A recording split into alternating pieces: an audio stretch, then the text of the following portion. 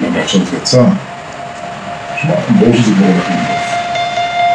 והיועצים של ציפי המליצו לה, להיות הראשונה שהוציא את זה החוצה, ולצבור את הקולות.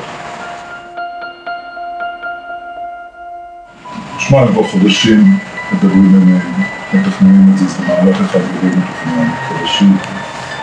יאיר מדבר עם שלי מדברת עם ציפי, ציפי מדברת עם דבי.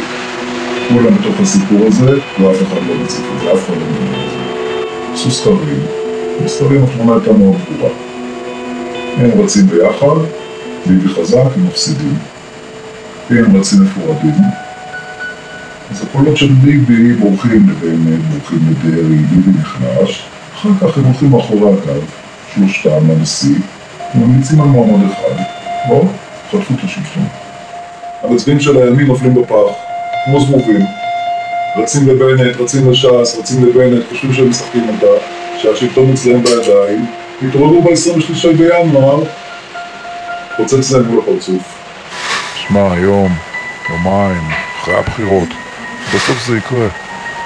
מפלגות הערביות, זועבי, רמון יתפור הכל ויהיה להם גוש חוסם. ככה גונבים שלטון. במצב שזה מונח אצלך בכיס, מתעורר בבוקר וזה מתפוצץ לך מלאים. אתה קורא איזה ספין? אז זה ספין. אתה יודע לאיזה רגע אני מחכה? מילה אחת שיגידו בחדשות. מה הפך?